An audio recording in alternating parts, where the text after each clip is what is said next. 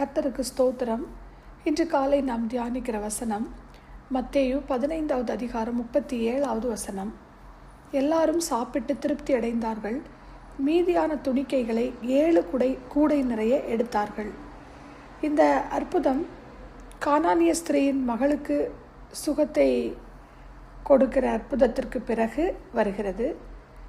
இங்கே அதற்கு பிறகு இயேசு கலிலேயா கடல் அருகே வரும்போது மலையின் மேல் ஏறி உட்கார்ந்த பொழுது திரளான ஜனங்களை கொண்டு வருகிறார்கள். சப்பானிகள், குருடர், ஊமையர், ஊனர் முதலிய அநேகரை கூட்டிக் கொண்டு வந்து இயேசுவின் பாதத்தில் வைத்தார்கள். அங்கே பார்த்தோம் என்றால் ஊமையர் பேசியிருக்காங்க, ஊனர் சொஸ்தமடைந்திருக்காங்க, சப்பானிகள் நடக்கிறார்கள், குருடர்கள் பார்க்கிறார்கள்.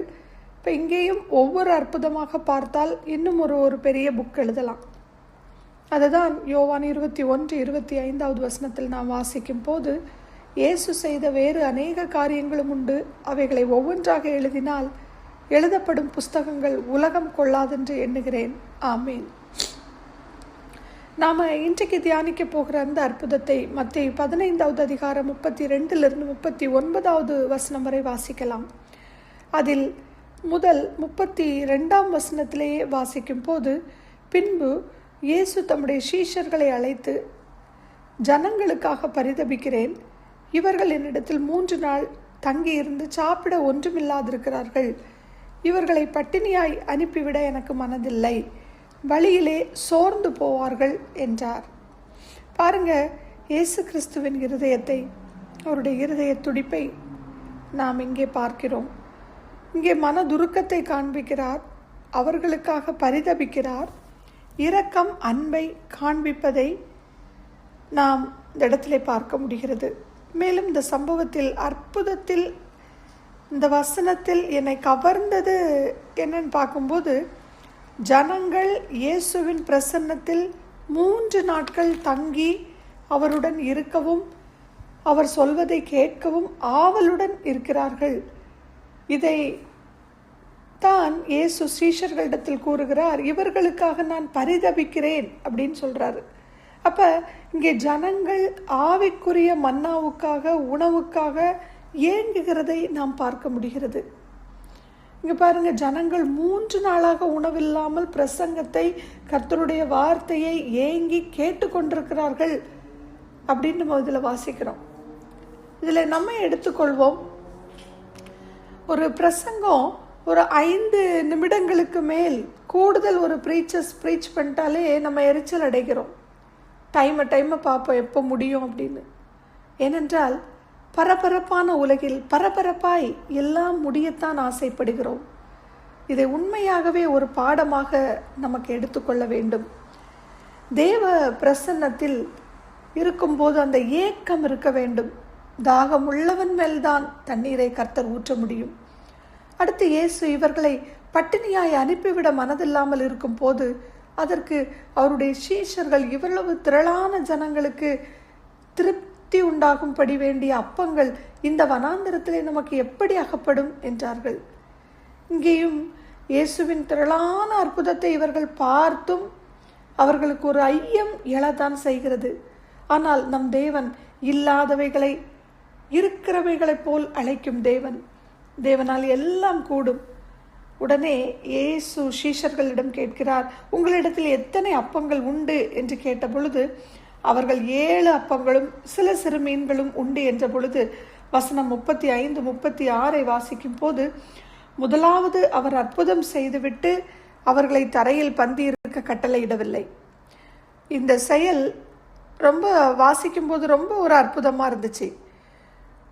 முதலாவது ஜனங்களை தரையில் பந்தி இருக்க கட்டளையிட்டு விட்டு, அடுத்துதான் அந்த 7 அப்பங்களையும் அந்த சில சிறு மீன்களையும் எடுத்து ஸ்தோத்திரம் பண்ணி பிட்டு தம்முடைய சீஷர்களிடத்தில் கொடுத்து பரிமாற சொல்கிறார். இங்கேயும் இயேசுவின் சரீரம் உடைக்கப்படுகிறதை, பாடுபட போகிறார் என்பதை சிம்பாலிக்கா நாம் பார்க்க முடிகிறது. எல்லாரும் சாப்பிட்டு திருப்தி அடைந்தது மாத்திரம் அல்லாமல் மீதியான துணிக்கைகளை 7 கூடை நிறைய எடுத்தார்கள் என்று நாம் வாசிக்கிறோம். அப்போ சாப்பிட்ட புருஷர் மாத்திரம் 4000 பேராக இருந்தார்கள். மத்தேயு 14ஆம் அதிகாரத்தில் நம்ம ஆல்ரெடி பார்த்தோம். 5 அப்பங்களை 2 மீன்களை ஆசீர்வதித்து சாப்பிட்ட புருஷர்கள் மாத்திரம் ஏறக்குறைய 5000 பேர் இருந்தார்களாம். அங்கேயும் 5+2 7. அங்கேயும் அவருடைய பரிபூரணத்தை பார்க்கிறோம். மீதியான துணிக்கைகள் 12 கூடை நிறைய எடுத்தார்கள். 1 டசன் மீதியானது. இங்கே மீதியான துணிக்கைகள் 7 கூடை நிறைய எடுக்கிறார்கள். 7 அப்பங்கள் 7 கூடைகள் பரிபூரணத்தை, நிறைவை குறிக்கிறது. அவர் எதையும் சிறியதாக்குகிற தேவன் அல்ல, பெருக்குகிற, விரிவாக்குகிற, ஆசீர்வதிக்கிற, நிறைவாக்குகிற தேவன். எனவே கர்த்தருடைய வார்த்தையை யார் பிரசங்கித்தாலும் எத்தனை ஆர்வத்துடன் இருக்க முடியுமோ அத்தனை பசியாய் நாம் இருக்க வேண்டும். இயேசு நம் சரீரத்தையும் குறித்து கவலைப்படுகிறார் என்று இந்த சம்பவத்தின் மூலம் நாம் அறிந்து கொள்கிறோம். அவர் பெருக்கத்தின் தேவனாய் இருக்கிறார். வசனங்களை தியானிப்போம். கர்த்தர் நம்மோடு கூட இடைப்படுவாராக.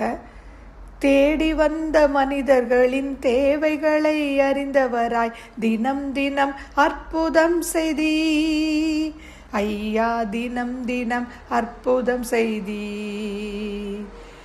ஐயா, தினம் தினம் அற்புதம் செய்தி. மனதுருகும் தெய்வமே ஏசையா, உம்மை மனதார துதிப்பேன், ஸ்தோத்தரிப்பேன். மனதுருகும் தெய்வமே ஏசையா, உம்மை மனதார துதிப்பேன், ஸ்தோத்தரிப்பேன். நாம் ஜெபிப்போம்.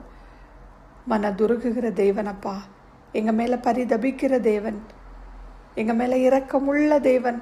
இத்தனை அன்பு இந்த உலகத்துல நாங்க வேற எவரிடமும் நாங்க பார்க்க முடியாது.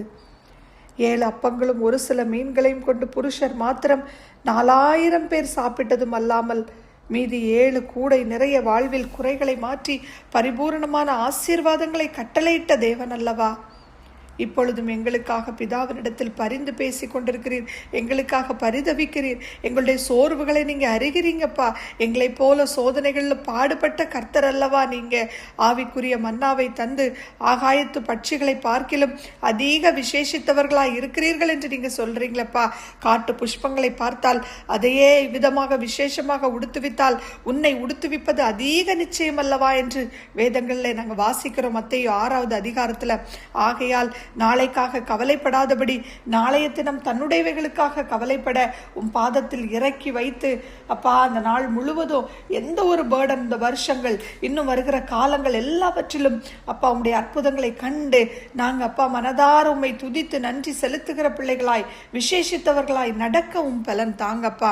இந்த வாரம் முழுவதும் உம்முடைய பலன், உம்முடைய கிருபை எங்களை தாங்கினது. இந்த வசனங்களை கேட்க எங்களுக்கு கிருபை கொடுத்தீங்க. இந்த வசனங்களை தியானிக்க, இந்த வசனங்களை பற்றி அப்பா நாங்கள் சொல்வதற்கு எங்களுக்கு கொடுத்த மூச்சிற்காக உமக்கு நன்றி அப்பா.